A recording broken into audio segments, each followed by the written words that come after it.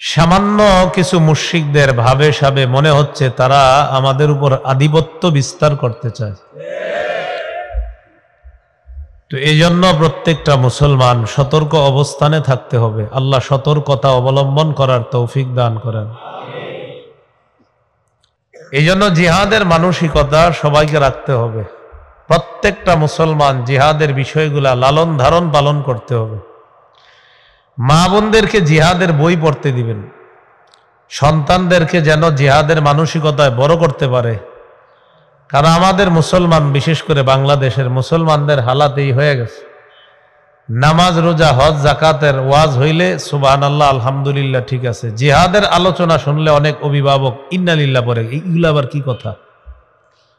কোন ব্যক্তি যদি জিহাদে বের হয় তার একমাত্র নিয়ত হলো আমি আল্লাহর কথা বিশ্বাস করে জিহাদে বের হলাম। আল্লাহ তাআলা দায়িত্ব নিয়ে নেয়, হয়তো তাকে শহীদ বানিয়ে জান্নাতে প্রবেশ করাবেন, অন্যথায় প্রচুর গনিমতের মাল সম্পদ সহ আল্লাহ তাআলা তাকে তার ঘরে ফিরিয়ে দিবেন। তিন ব্যক্তিকে সাহায্য করা আল্লাহ তাআলা নিজের উপর ওয়াজিব করে দেয়। এক নম্বর, আল মুজাহিদু ফি সাবিলিল্লাহ। ওই মুজাহিদ, যেই মুজাহিদ আল্লাহর রাস্তায় লড়াই করে জিহাদের মধ্যে আছে, তাকে সাহায্য করা আল্লাহ তাআলা নিজের উপর ওয়াজিব করে নেয়। দুই নাম্বার, আল মুকাতাবুল্লাযী ইউরিদুল আদা। ওই গোলাম, যেই গোলাম তার মনিবের সাথে চুক্তিতে আবদ্ধ, এই পরিমাণ টাকা পয়সা দিলে মনিব তাকে আজাদ করে দিবে।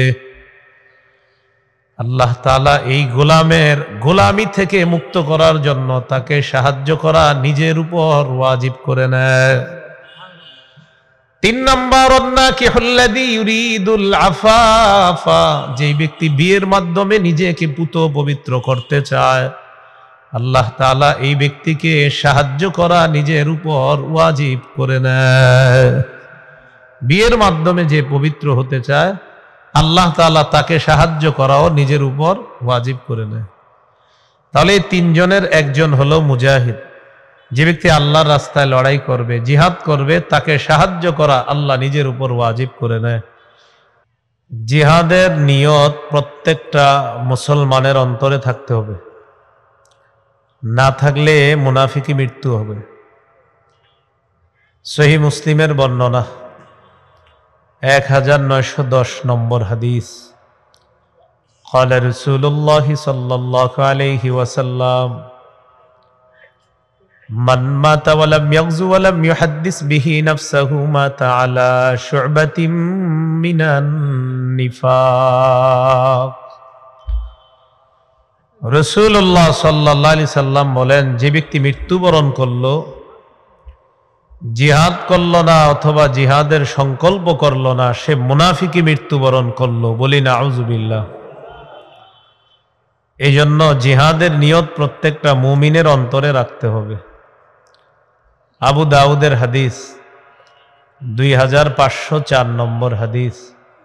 قال رسول الله صلى الله عليه وسلم জাহিদুল মুশরিকিনা বিআমওয়ালিকুম ওয়া আনফুসিকুম ওয়া আলসিনাতিকুম।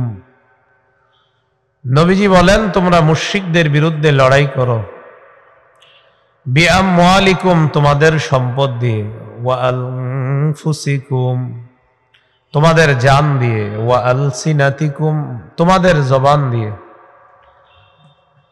হাদিসের মধ্যে রাসূলুল্লাহ সাল্লাল্লাহু আলাইহি সাল্লাম বললেন, মুশরিকদের বিরুদ্ধে লড়াই করো সম্পদ দিয়ে, জান দিয়ে এবং জবান দিয়ে।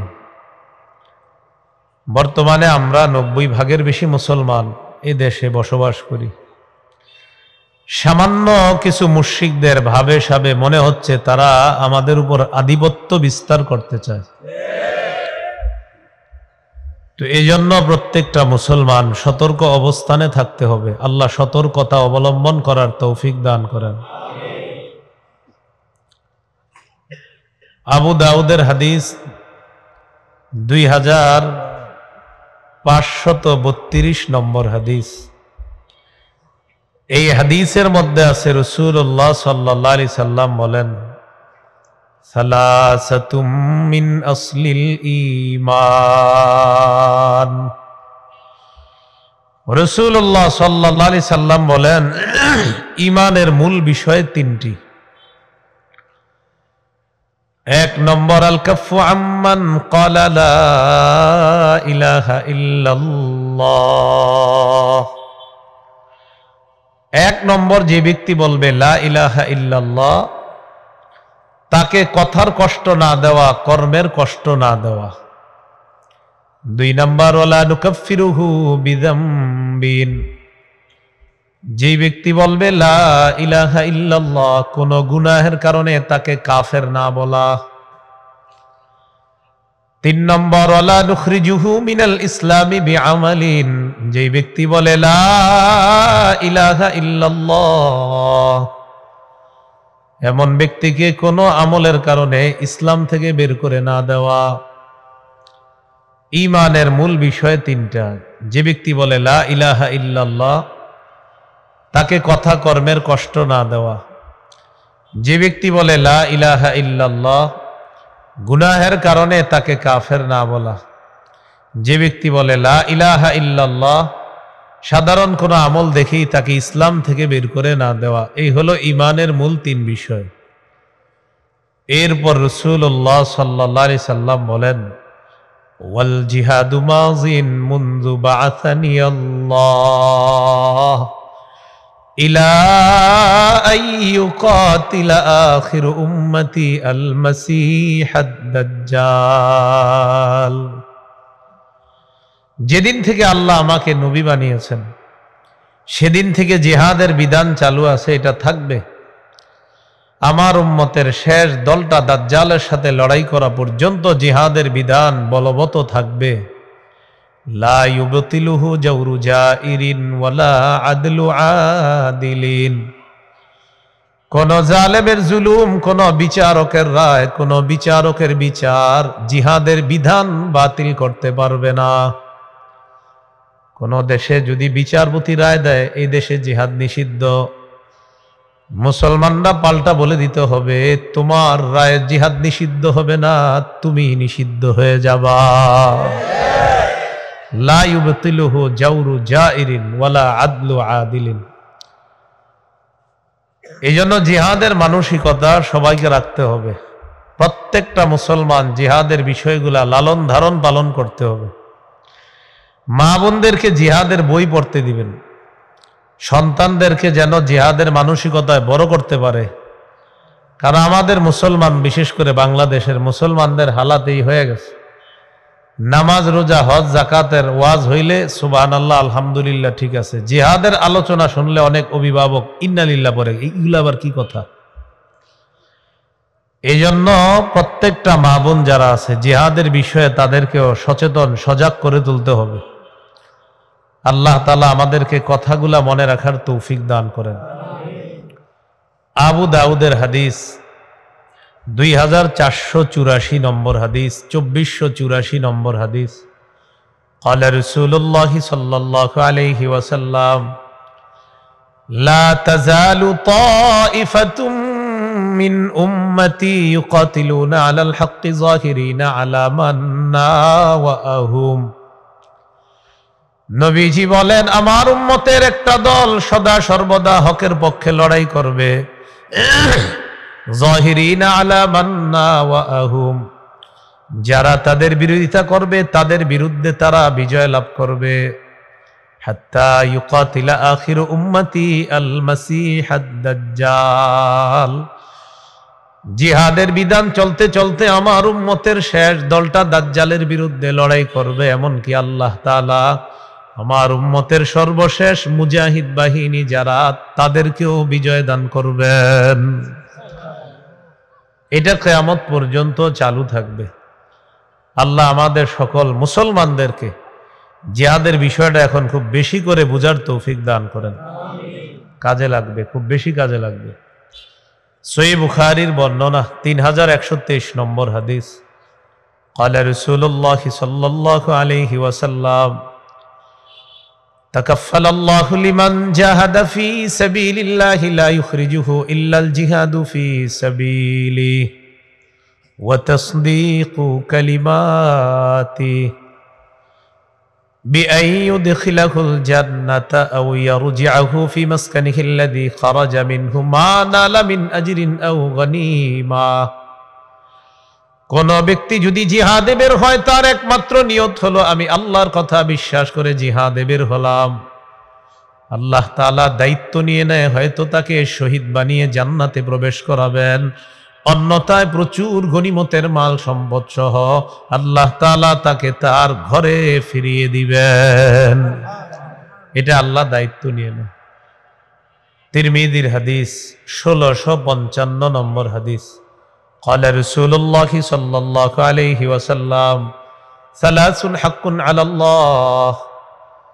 নবীজি বলেন তিন ব্যক্তি এমন হাক্কুন আলাল্লাহি আউনুহুম যাদেরকে সাহায্য করা আল্লাহ তাআলা নিজের উপর ওয়াজিব করে নেয়। তিন ব্যক্তিকে সাহায্য করা আল্লাহ তাআলা নিজের উপর ওয়াজিব করে নেয়। এক নম্বর আল মুজাহিদু ফি সাবিলিল্লাহ, ওই মুজাহিদ যেই মুজাহিদ আল্লাহর রাস্তায় লড়াই করে জিহাদের মধ্যে আছে তাকে সাহায্য করা আল্লাহ তাআলা নিজের উপর ওয়াজিব করে নেয়। দুই নাম্বার আল মুকাতাবুল্লাযী ইউরিদুল আদা, ওই গোলাম যেই গোলাম তার মনিবের সাথে চুক্তিতে আবদ্ধ, এই পরিমাণ টাকা পয়সা দিলে মনিব তাকে আজাদ করে দিবে। আল্লাহ তাআলা এই গোলামের গোলামি থেকে মুক্ত করার জন্য তাকে সাহায্য করা নিজের উপর ওয়াজিব করে নেয়।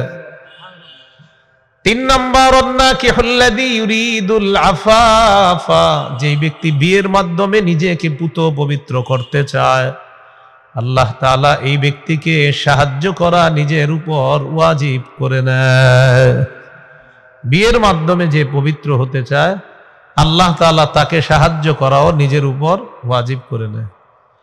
তাহলে এই তিনজনের একজন হলো মুজাহিদ, যে ব্যক্তি আল্লাহর রাস্তায় লড়াই করবে জিহাদ করবে তাকে সাহায্য করা আল্লাহ নিজের উপর ওয়াজিব করে নেয়। আমরা সবাই জিহাদের মানসিকতা লালন ধারণ পালন এবং কখনো আল্লাহ সুযোগ দিলে আমরা জিহাদে যাব এই মানসিকতা সর্বদা রাখবো ইনশাআল্লাহ। আল্লাহ তৌফিক দান করেন। সহিহ মুসলিমের বর্ণনা 1878 নম্বর হাদিস। মাদ্রাসা পাঠ্যপুস্তক অনুসারে মোট হাদিস হবে 3033টা।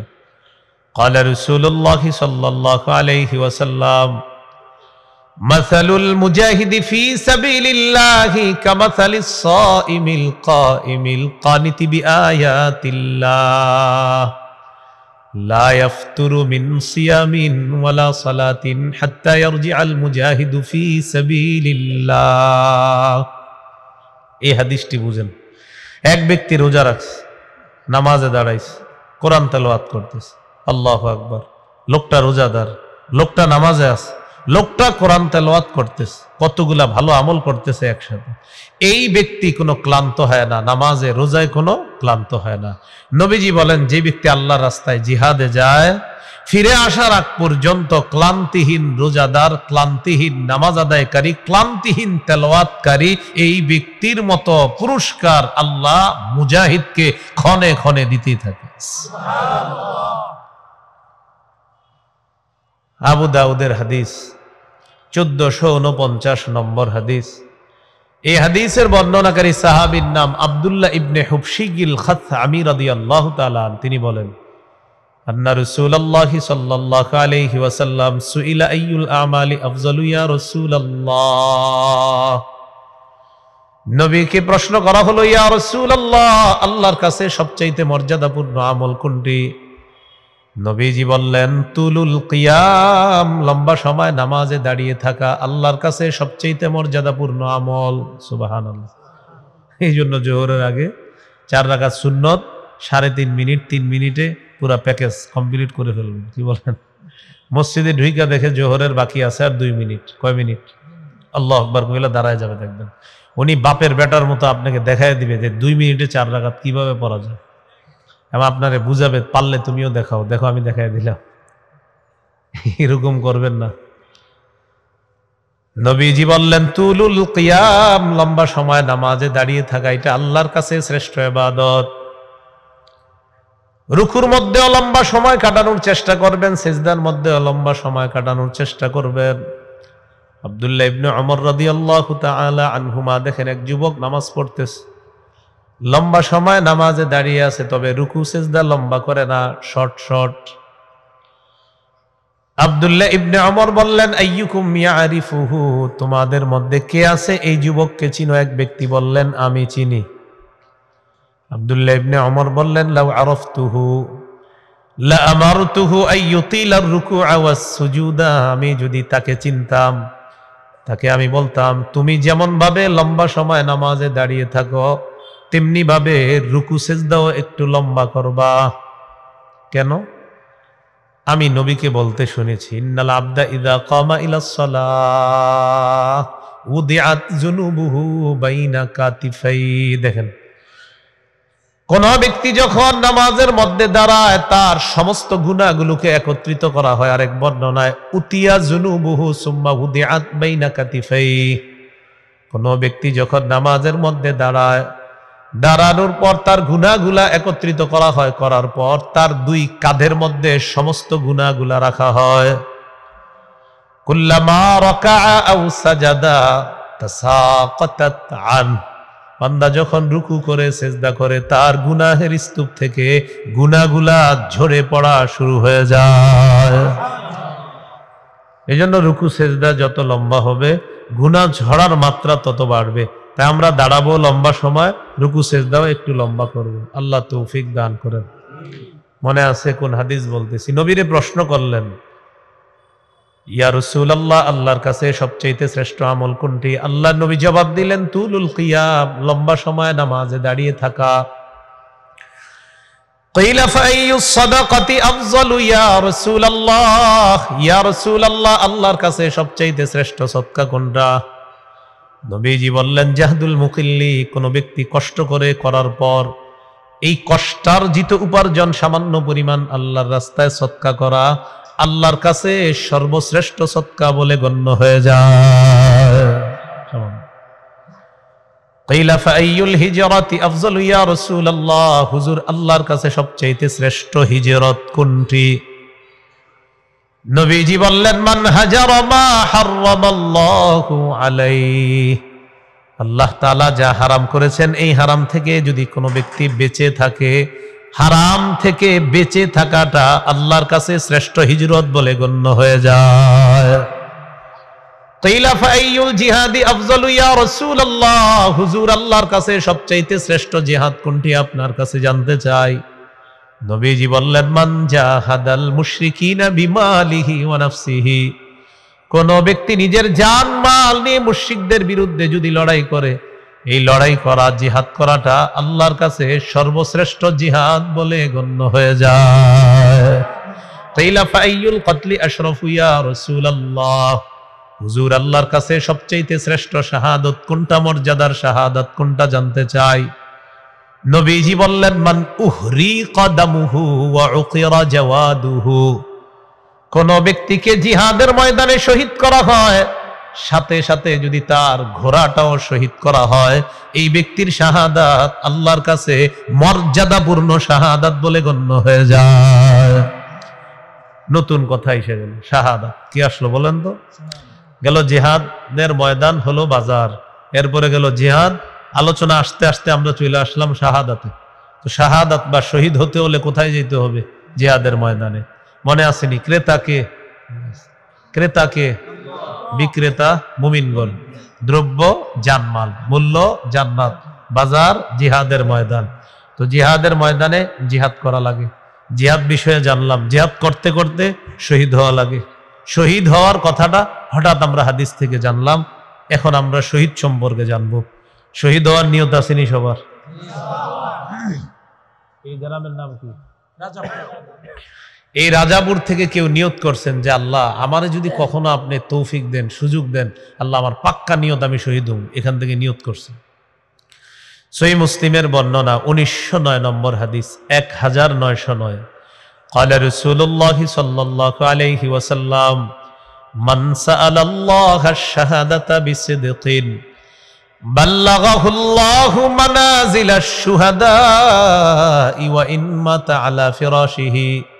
কোন ব্যক্তি যদি দিল থেকে নিয়ত করে শহীদ হওয়ার, এই ব্যক্তি যদি এই গ্রামের একজন মানুষ হয় আর দিল থেকে নিয়ত করছে আমি শহীদ হব, এই বান্দা যদি তার বিছানায় মারা যায় আল্লাহ তাআলা তাকে শহীদদের মর্যাদায় পৌঁছায় দিবেন, শহীদদের মর্যাদায় পৌঁছায় দিবেন। তিরমিজির হাদিস 1656 নম্বর হাদিস, 1656। عن أبي هريرة رضي الله تعالى عنه قال قال رسول الله صلى الله عليه وسلم لا يكلب أحد في سبيل الله والله أعلم بمن يكلب في سبيله إلا جاء يوم القيامة واللون لون الدم والريح ريح المسك। সুবহানাল্লাহ। কোন ব্যক্তি জিহাদের ময়দানে যায়, যাওয়ার পর যদি আহত হয়, জিহাদের ময়দানে গেলেন, যাওয়ার পর আপনি আহত হলেন, এই যে আপনি আহত হলেন শুধুমাত্র কিয়ামতের ময়দানে এই ব্যক্তি এমন অবস্থায় উঠবে তার রং হবে রক্তের রং। সুবহানাল্লাহ। নবীজি বলেন আশ্চর্যের বিষয় হলো তার শরীর থেকে আর রিহু রিহুল মিস, মেশক আম্বরের ঘ্রাণ বের হবে। তিরমিজির হাদিস 1661 নম্বর হাদিস। এই হাদিসের মধ্যে আছে ক্বালা রাসূলুল্লাহ সাল্লাল্লাহু আলাইহি ওয়াসাল্লাম মা মিন আহাদিম মিন আহলিল জান্নাতি ইয়াসুররুহু আন ইয়ারজি'a ইলা দুনিয়া গায়রুশ শাহীদ ফাইন্নাহু ইউহিব্বু আন ইয়ারজি'a ইলা দুনিয়া ওয়া ইয়াকুলু হাত্তা উকতালা 10 মাররাত মিম্মা ইয়ারা মিম্মা আতাহু আল্লাহু মিনাল কারামা। নবীজি বলেন যারা জান্নাতে থাকবে তারা কেউ দুনিয়াতে আসতে চাইবে না, শুধু শহীদ বারবার দুনিয়াতে আসতে চাইবে। সুবহান। কে আসতে চাইবে? শহীদ। কেন?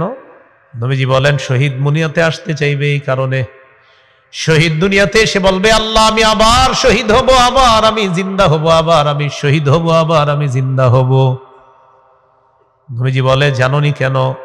শহীদ আল্লাহর কাছে এমন পুরস্কার পেয়েছে, এই পুরস্কার পাওয়ার আশায় বারবার শহীদ আবার শহীদ হতে চাইবে আর বলবে আল্লাহ তুমি যদি আমাকে 10-12 শহীদ করতে চাও মাবুদ, আবার আমি জিন্দা হব, আবার আমাকে শহীদ করো, আমি বারবার তোমার কাছে শাহাদাতের পুরস্কার চাই। তার মানে শহীদ হওয়ার পুরস্কার খুব আশ্চর্য, ঠিক না? আল্লাহ আমাদেরকে শহীদ হওয়ার তৌফিক দান করেন। সহিহ বুখারীর বর্ণনা 2797 নম্বর হাদিস قال رسول الله صلى الله عليه وسلم والذي نفسي بيده لوددت أني أقتل في سبيل الله ثم أحيا ثم أقتل ثم أحيا ثم أقتل ثم أحيا ثم أقتل। নবীজি বলেন আল্লাহর কসম আমার মন চায় আমাকে শহীদ করা হবে, আবার আমি জিন্দা হব, আবার আমাকে শহীদ করা হবে, আবার আমাকে জিন্দা করা হবে, আবার আমাকে শহীদ করা হবে, আবার আমাকে জিন্দা করা হবে। মুহাদ্দিসিন কেরাম বলেন হাদিস দ্বারা বোঝা যায় আল্লাহর নবী চায় আমাকে যদি বারবার শহীদ করা হয়, আমি চাইবো আমাকে আবার জিন্দা করা হোক, আবার আমাকে শহীদ করা হোক। তাহলে কি জিনিস আছে শহীদের পুরস্কারের মধ্যে দেখে একটু জানি। তাহলে শহীদের কিছু পুরস্কারের কথা জানা দরকার আছে না? তিরমিজির হাদিস 1663 নম্বর হাদিস, 1663। قال رسول الله صلى الله عليه وسلم للشهيد عند الله 6 خصال। আল্লাহর কাছে শহীদের স্পেশাল 6টা পুরস্কার আছে। কয়টা? 1 নম্বর ইউগফারু লাহু ফি আউয়ালি দাফআতিন ওয়া ইউরা মাকআদুহু মিনাল জান্নাহ। তাকান, শহীদের রক্তের প্রথম ফোঁটাটা পরে সাথে সাথে তার আগের যত গুনাহ সব মাফ, আর ওই মুহূর্তেই তাকে জান্নাতের আসনটা দেখানো হয়েছে। যে তুমি শহীদ হওয়ার পর এখানে থাকবা, হ্যাঁ তুমি এখনো শহীদ হয় নাই, মানে প্রথম ফোঁটাটা পড়ছে, পড়ার পর সে যে শহীদ হবে এটা তো আল্লাহ জানে। তো তিনি প্রথম ফোঁটাটা পড়ার সাথে সাথে এক দিক দিয়ে তার সব গুনাহ মাফ, অন্য দিক দিয়ে জান্নাতের আসনটা দেখানো হয়। হ্যাঁ হ্যাঁ তুমি শহীদ হওয়ার পর এখানেই থাকবা। এটা 1 নাম্বার। 2 নাম্বার ওয়ায়ুজারু মিন আযাবিল কবরি, শহীদকে আমরা কবরে দাফন করার পর ইউজারু মিন আযাবিল কবরি, কবরের আযাব থেকে তাকে নিরাপত্তা দেওয়া হবে। কবরের আযাব নিয়ে শহীদের কোনো টেনশন থাকবে না। 3 নাম্বার, ইয়ামানু মিনাল ফাজাইল আকবারি, কিয়ামতের ময়দানের বিভীষিকাময় মুহূর্ত আর জাহান্নামের আযাব থেকে শহীদ নিরাপত্তা লাভ করবে। 4 নাম্বার, ওয়ায়ুদউ আলা রাসিহি তাজুল ওয়াকারিল ইয়াকুতাতু মিনহা খায়রুম মিনাদ দুনিয়া ওয়া মা ফিহা। জান্নাতের মরমর পাথর আছে, এই পাথর দিয়ে খচিত মুকুট শহীদের মাথায় পরিয়ে দেওয়া হবে।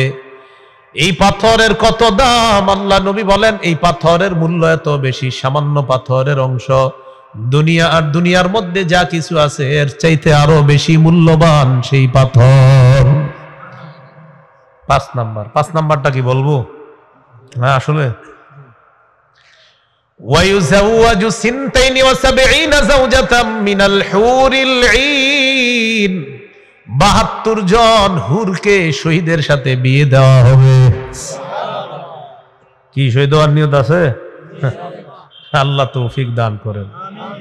6 নাম্বার, ওয়ায়ুশাফাউ মিন 70 ওয়ায়ুশাফাউ ফি 70 মিন আকারিবিহি, শহীদের নিকট আত্মীয়র মধ্যে কমপক্ষে 70 জনের ব্যাপারে শহীদের সুপারিশ আল্লাহর কাছে কবুল হয়ে যাবে। এই হলো শহীদের পুরস্কার। তো এই জন্য রাসূল বলেন শহীদের এই পুরস্কার তো আমি তোমাদেরকে জানায়া দিলাম, আরো যে কত পুরস্কার আছে এইগুলা জানার কারণে শহীদের মন চাইবে আমি বারবার দুনিয়াতে যাব, আবার আমাকে শহীদ করা হবে, আবার দুনিয়াতে যাব, আবার আমাকে শহীদ করা হবে। আল্লাহ এত বেশি দামি পুরস্কার শহীদের জন্য রাখছে। এবার আমরা দেখি শহীদের কি কথোপকথন, শহীদের কথাবার্তা একটু শুনি আমরা, শুনতে মন চাইনি? আবু দাউদের হাদিস 2520 নম্বর হাদিস, 25 হাদিস। এই হাদিসের বর্ণনাকারী আব্দুল্লাহ ইবনে আব্বাস রাদিয়াল্লাহু তাআলা আনহুমা, তিনি বলেন ক্বালা রাসূলুল্লাহ সাল্লাল্লাহু আলাইহি ওয়াসাল্লাম লাম্মা উসিবা ইখওয়ানুকুম বিউহুদিন জাআলাল্লাহু আরওয়াহাহুম ফি জাওফি তায়রিন খুদরিন, উহুদের যুদ্ধে তোমাদের যে ভাইয়েরা শহীদ হয়ে গিয়েছে তাদের আত্মাগুলা আল্লাহ তাআলা সবুজ পাখির পেটের মধ্যে ঢুকায়া দিছে। সুবহানাল্লাহ। তারিদু আনহারাল জান্নাতি ওয়া তাকুলু মিন সিমারিহা, ওই সবুজ পাখিগুলা জান্নাতের ঝর্ণার উপরে উড়ে বেড়ায় আর জান্নাতের ফলমূল খেয়ে বেড়ায়। وَتَأْوِي إِلَى قَنَادِيلَ مِنْ ذَهَبٍ مُعَلَّقَةٍ فِي ظِلِّ الْعَرْشِ, আরশের নিচে স্বর্ণ দ্বারা তৈরি করা কিছু ফানুস আছে, ফানুস। শহীদরা ওই ফানুসের উপর গিয়ে বসে, বসার পর এবার আপোষের মধ্যে তারা একটু গল্প করবে, আলোচনা করবে। সুবহানাল্লাহ। নবীজি বলেন ফালাম্মা ওয়াজাদু তিবা মাকালিহিম ওয়া মাশরাবিহিম ওয়া মাকিলিহিম, শহীদরা যখন দেখলো তাদের মনোপুত খাবার, তাদের মনোপুত পানীয়, তাদের মনোপুত বাসস্থান যখন তারা পেয়ে যায়, শহীদরা আপোষের মধ্যে বলা বলি করতে থাকবে মাইয়ুবাল্লিগু আন্না ইখওয়ানানা, আমরা যে কত নিয়ামতের মধ্যে আছি আমাদের এই কথাগুলা দুনিয়ায় আমাদের ভাইদের কাছে কে পৌঁছায়া দিতে পারবে? সুবহানাল্লাহ। মানে শহীদরা বৈশা বৈশা বলতেছে আচ্ছা আমরা যে এত আরামে আছি, দুনিয়ায় যারা আছে এদেরকে এগুলা কে জানাবে আমরা এত আরামে আছি? তো বলতেছি কি আরামে আছি আমরা, একটু বলো তো। আপোষে বলতেছে আন্না নুরজাকু, আমাদেরকে আল্লাহর কাছ থেকে রিজিক দেওয়া হয়, এটা কিভাবে আমরা দুনিয়াতে পৌঁছাবো? কথাটা শহীদরা বল, পৌঁছাইলে কি লাভ? শহীদরা বলবে লি আল্লাহ ইয়াজহাদু ফিল জিহাদ ওয়ালা ইয়ানকুলু ইনদাল হারব, আমাদের দুনিয়ার জীবিত ভাইরা যখন জানতে পারবে শহীদের এই পুরস্কার, আমাদের কথাগুলা জানার পর তারা আর জিহাদের প্রতি অনাগ্রহ দেখাবে না, আর জিহাদের ক্ষেত্রে অলসতা করবে না। এই জন্য আমাদের কথাগুলা দুনিয়াতে পৌঁছানো দরকার। শহীদরা কথা বলতেছে, কে পৌঁছাবে? আল্লাহ তাআলা বলেন উবাল্লিগুহুম আনকুম, ও শহীদরা তোমাদের এই কথাগুলো আমি আল্লাহ দুনিয়াতে পৌঁছায়া দিব। তখন আল্লাহ তাআলা সূরা আলী ইমরানের 169 নম্বর আয়াত নাজিল করে দিস।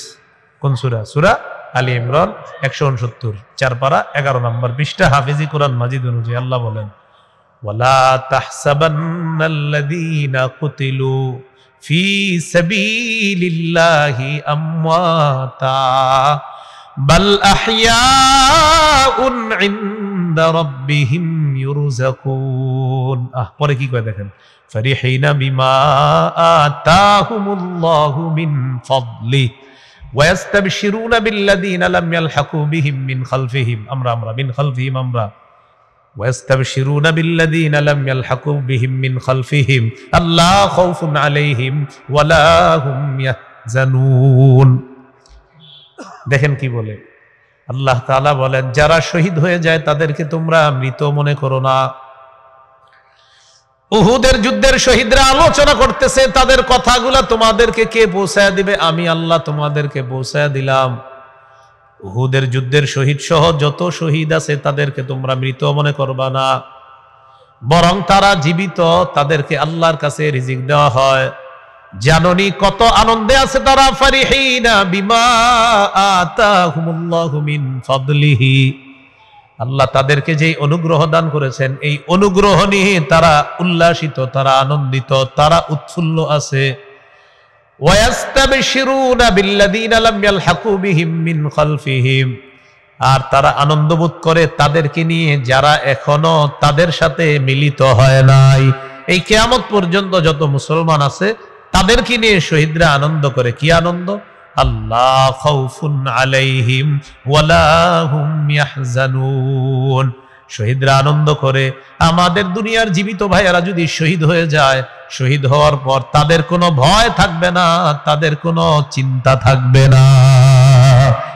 আনন্দ করে শহীদরা আমাদের কি নিয়ে, যে আমাদের জীবিত ভাইরা যদি শহীদ হয় তাহলে আমাদের মতো তাদের কোনো ভয়ও থাকবে না, চিন্তাও থাকবে না। তাই তারা আনন্দ করে, কবে আমার দুনিয়ার ভাইয়েরাও শহীদ হয়ে আমাদের সাথে মিলিত হবে।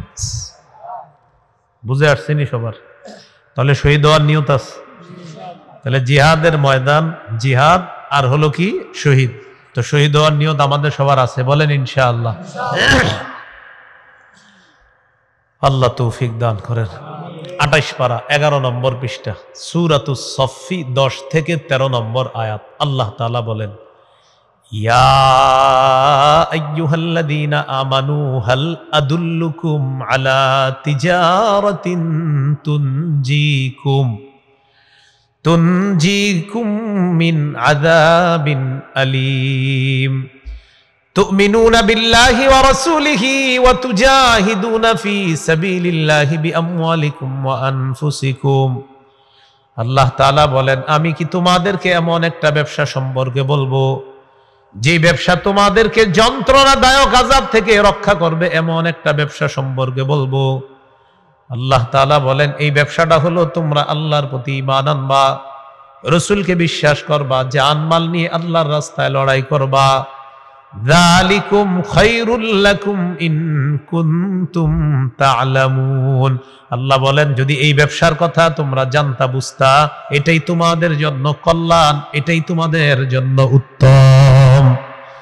ইয়াগফির লাকুম যুনুবাকুম, আল্লাহ বলেন কি লাভ, তোমাদের আগের যত গুনাহ আছে সবগুলো গুনাহ আল্লাহ মাফ করে দিবেন। ওয়ায়ুদখিলকুম জান্নাতিন তাজরি মিন তাহতিহাল আনহার, আল্লাহ তোমাদেরকে এমন জান্নাতে প্রবেশ করাবেন যেই জান্নাতের তলদেশ দিয়ে নহর সমূহ প্রবাহিত হয়। ওয়া মাসাকিনা তাইয়্যিবাতান ফি জান্নাতি আদ, চিরস্থায়ী বসবাসের জান্নাতে তোমাদেরকে মনোভূত বাসস্থান আল্লাহ দান করবেন। যালিকাল ফাউজুল আযীম, এটাই মহান সফলতা। একটু বুঝেন, আল্লাহ বলেন আল্লাহর উপর বিশ্বাস করবা, নবীরে বিশ্বাস করবা, জিহাদ করবা, এটা এমন একটা ব্যবসা যে ব্যবসা তোমাদেরকে যন্ত্রণাদায়ক আযাব থেকে মুক্তি দান করবে, যেই ব্যবসা তোমাদের জন্য কল্যাণ, যে ব্যবসার কারণে তোমাদের আগের সবগুলা গুনাহ মাফ করে দিবে আল্লাহ, যে ব্যবসার কারণে আল্লাহ তোমাদেরকে জান্নাতে প্রবেশ করাবেন, যে ব্যবসার কারণে আল্লাহ তোমাদেরকে জান্নাতে মনোভূত বাসস্থান আল্লাহ দান করবেন। এবং এই ব্যবসাটা যদি করতে পারো, আল্লাহ বলেন এটাই মহান সফলতা। এটা কি মহান সফলতা? 6 নম্বর পুরস্কার এই আয়াতে আল্লাহ বলেন, ওয়া উখরা তুহিব্বুনাহা, তোমরা যদি আল্লাহকে বিশ্বাস করো, রসুলকে বিশ্বাস করো, আর আমরা মুসলমান যদি জিহাদের মানসিকতা রাখি, আল্লাহ বলেন তোমাদের পছন্দ অনুযায়ী আরো নেয়ামত আল্লাহ দান করবেন।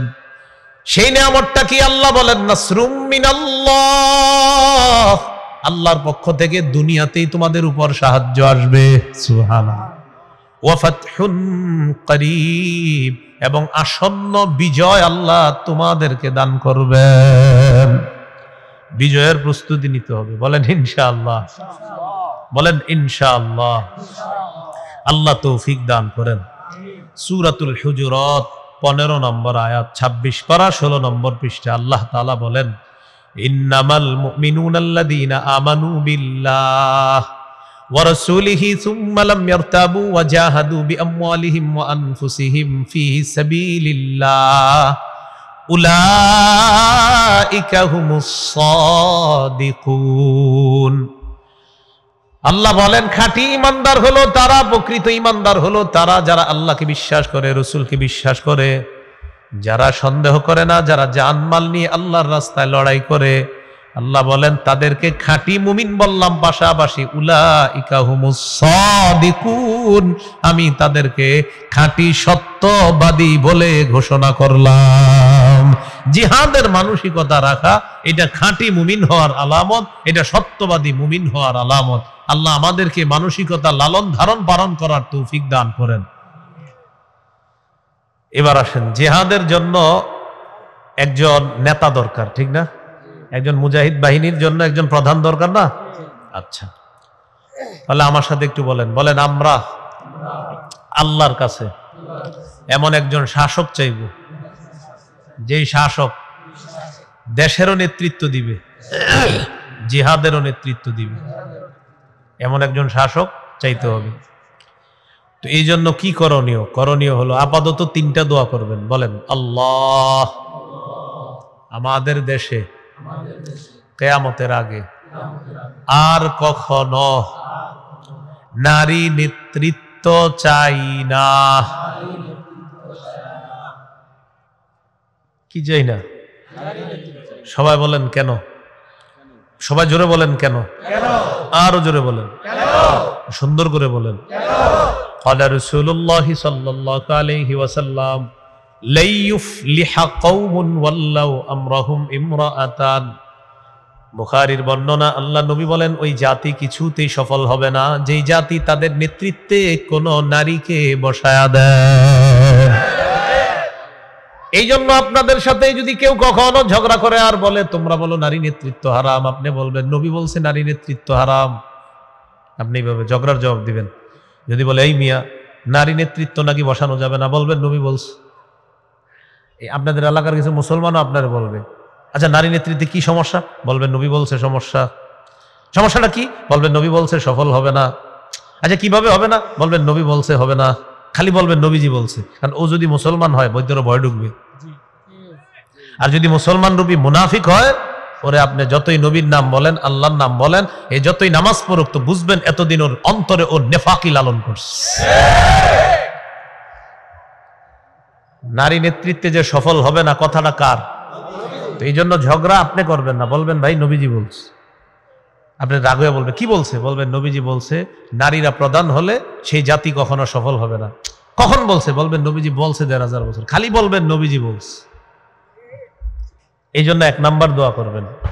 2 নাম্বার দোয়া বলেন আল্লাহ বাংলাদেশে শরিয়া আইন দেখতে চাই। শরিয়া আইন চায় না তারা কোনো না কোনো অপরাধে অপরাধী যারা, আবার বলেন শরিয়া আইন চায় না তারা কোনো না কোনো অপরাধে অপরাধী যারা। চোর শরিয়া আইন চাইবে না, কারণ হাত কাটা যাবে। ধর্ষক শরিয়া আইন চাইবে না, পাথর মেরে হত্যা করা হবে। এই জন্য কোনো ব্যক্তি যদি দেখেন শরিয়া আইনের বিরোধিতা করে, আপনি বলবেন কেন করেন? আপনি কি চোর? যদি বিরোধিতা করে বলবেন আপনি কি চোর, বলবেন বলবেন শরিয়া আইনে চোরের জন্য সমস্যা, আপনার কি সমস্যা বলেন। এবার আপনি বলবেন আপনি কি ধর্ষক, বলবেন শরিয়া আইনে ধর্ষকের জন্য সমস্যা, আপনার কি সমস্যা সেটা বলেন। যারা নাটক সিনেমা করে তারা শরিয়া আইন চাইবে না, কারণ শরিয়া আইন কায়েম হয়ে গেলে তারা কোনো নারীর শরীরে স্পর্শ করতে পারবে না। এই জন্য মনে রাখবেন, শরিয়া আইন যদি বাংলাদেশে চালু হয় আর যদি চুরির বিচারটা শুধু শরিয়া আইনে শুরু হয়, বিগত কত বছর বাংলাদেশ স্বাধীন হওয়ার পর থেকে শুধু চুরির বিচার করতে করতে হাইকোর্ট সুপ্রিম কোর্টের বয়স শেষ হয়ে যাবে। এত পরিমাণ চুরি হয়েছে। ঠিক বললেও ঠিক, না বললেও ঠিক, চুরি যে হয়েছে এটা তো সত্য। এখন আপনারা অনেকে বলবেন, হুজুর কারে বললেন? যে চুরি করছে তারে। হুজুর চোরটা কে? যে চুরি করছে সে। আরে যেটাকে, যেটাই তো সে। এই জন্য এই কথায় কেউ রাগ হইলে বলবেন আপনার লাগছে কেন, আপনি চুরি করছেন। যদি বলে না, তাহলে বয়ান তো আপনার জন্য না, আপনি টেনশন করেন না। যদি বলেন চুর আপনি চুরি করছেন সেটা বলেন, যদি বলে হ্যাঁ, তো ঠিকই তো আছে বয়ান। এই জন্য দেখবেন বেদাতের ওয়াজ করলে অনেক বেদাতি চা দোকানের সামনে বসে বলবে এরকম, মাথা লড়াবে যে হ্যাঁ আমগরে কইতেছে। আপনি বলবেন আপনি কি বেদাতি? যদি তখন বলবে না, তো আপনার কেমনি কইতেছে বুঝলেন। আমি বয়ান করছি এক জায়গায় বেদাত সম্পর্কে, একদম শুধু বলছি বেদাতে এই এই সমস্যা, এই সমস্যা, পুরা গালি দিতে দিতে শেষ করে ফেলছে। আমি কিন্তু বলিও নাই অমুকে বেদাতি, শুধু বলছি রসুল বলছে বেদাতের এই ক্ষতি, এই ভয়াবহতা, এটা ইচ্ছা মতো গালি, মানে ওরা নিজেরা গালি দিয়ে বুঝাইতেছে যে আমরা বেদাতি। বুঝেন নাই? আল্লাহ আমাদেরকে বুঝার তৌফিক দান করেন। তো 3 নাম্বার দোয়াটা করব, বলেন আল্লাহ আমাদের দেশে এমন একজন শাসক চাই, যেই শাসক মৌলিক 4টি কাজে গুরুত্ব দিবে। নামাজ কায়েম করা, যাকাতের বিধান চালু করা, সৎ কাজের আদেশ করা, অসৎ কাজের নিষেধ করা। সূরা হজের 41 নম্বর আয়াতে আল্লাহ বলেন, আল্লাযীনা ইম্মাক্কান্নাহুম ফিল আরদি আকামুস সালাহ ওয়া আতাউয যাকাতা ওয়া আমারু বিল মা'রুফি ওয়া নাহাউ আনিল মুনকার। আল্লাহ তাআলা বলেন, যাদেরকে আমি দুনিয়ার শাসন ক্ষমতায় বসাই তাদের মৌলিক কাজ হবে 4টা। 1 নাম্বার, রাষ্ট্রীয়ভাবে তারা নামাজ কায়েম করবে। 2 নাম্বার, তারা যাকাতের বিধান চালু করবে। 3 নাম্বার, সৎ কাজের আদেশ করবে। 4 নাম্বার, অসৎ কাজের নিষেধ করবে। তাহলে এমন একজন শাসক চাইবো আমরা, যেই শাসক দেশও চালাবে আবার জিহাদের নেতৃত্ব দিবে। এবার যিনি নেতৃত্ব দিবে তাকে আমরা অনুসরণ করতে হবে। বলেন কি করতে হবে? সূরা নিসা 59 নম্বর আয়াতে আল্লাহ বলেন, ইয়া আইয়ুহাল্লাযীনা আমানু আতিউল্লাহ ওয়া আতিউর রাসূলা ওয়া উলিল আমরি মিনকুম। হে ঈমানদারগণ, তোমরা আল্লাহর আনুগত্য করো, রাসূলের আনুগত্য করো। তোমাদের মধ্যে যারা শাসক, যারা নেতা, যারা আমির, তাদের ইতাআত করো, আনুগত্য করো। আল্লাহর আনুগত্যে কোনো শর্ত লাগবে না, নিঃশর্তভাবে আল্লাহর আনুগত্য করতে হবে। 2 নাম্বার, আল্লাহর হুকুমে নিঃশর্তভাবে রাসূলের আনুগত্য করতে হবে। 3 নাম্বার, শাসকের আনুগত্য, আমিরের আনুগত্য নিঃশর্তভাবে করা যাবে না। নিঃশর্তভাবে করা যাবে না। আমির যদি, শাসক যদি এমন কোনো কথা বলে যা কোরআনের বিরুদ্ধে, হাদিসের বিরুদ্ধে, এমন আমিরের কথা শোনাও যাবে না, মানাও যাবে না। সহিহ বুখারীর বর্ণনা 7144 নম্বর হাদিস। এই হাদিসের মধ্যে আছে, ক্বালা রাসূলুল্লাহ সাল্লাল্লাহু আলাইহি ওয়াসাল্লাম, নবীজি বলেন, আস-সামউ ওয়াত তাআতু আলাল মারইল মুসলিমি ফীমা আহাব্বা ওয়া কারিহা মা লাম ইউমার বিমাসিয়া। মুসলমানদের জন্য আমিরকে মানা আবশ্যক ততক্ষণ পর্যন্ত যতক্ষণ নাফরমানির কোনো হুকুম না করা হবে। ফাইদা উমিরা বিমাসিয়া, আমিরের পক্ষ থেকে যদি নাফরমানির হুকুম আসে, আমিরের থেকে যদি কোরআন সুন্নাহর অপব্যাখ্যা আসে, আবার যদি সে হয় অটো আমির, সেই আমিরের কথা শোনাও যাবে না, মানাও যাবে না। তার কথা শোনাও যাবে না, মানাও যাবে না। এবার বুখারীর একটা হাদিস শুনেন, সারা জীবন মনে রাখবেন, আরো 10 জনরে আগামীকাল বুঝাবেন। সহিহ বুখারী 4340 নম্বর হাদিস। عن علي بن أبي طالب رضي الله تعالى عنه قال بعث النبي صلى الله عليه وسلم سرية واستعمل عليهم رجلا من الأنصار وأمرهم أن يطيعوه। আল্লাহ নবী একটা সেনাবাহিনী যুদ্ধে পাঠাইলেন, একজন আনসারীকে আমির বানায়া দিলেন। বাহিনীকে বলে দিলেন, আমির সাহেব যা বলবে সব শুনবা। তো আমির সাহেব বাহিনী নিয়ে রওনা করছে। রওনা করার পর ফাগদিবা, আমির সাহেবের কোনো কারণে রাগ উঠছে।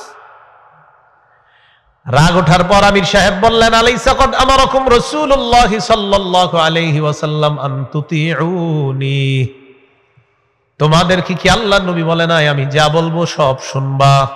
তো সবাই বলতেছে জি, নবী বলছে আপনি যা বলবেন আমরা সব মানবো, সব শুনবো।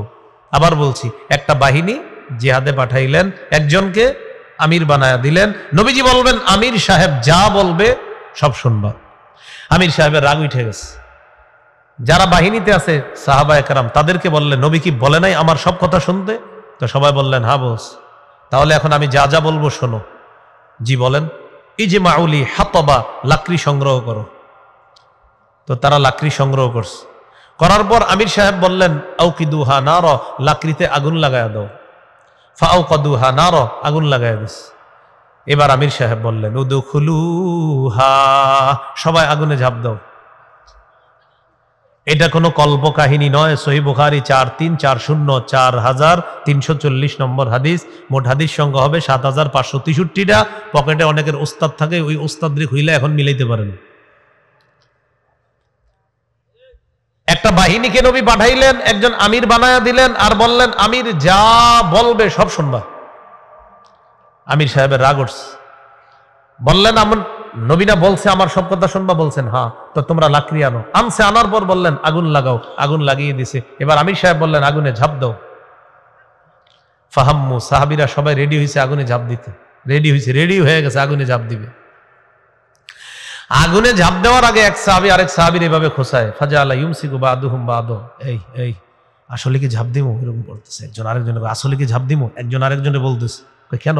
আরে ফারারনা মিনান নার ইলা রাসূলিল্লাহ সাল্লাল্লাহু আলাইহি সাল্লাম, আগুন থেকে বাঁচার জন্য, আগুন থেকে পালিয়ে, জাহান্নাম থেকে পালিয়ে নবীর হাতে হাত রেখে মুসলমান হলাম আগুন থেকে বাঁচার জন্য।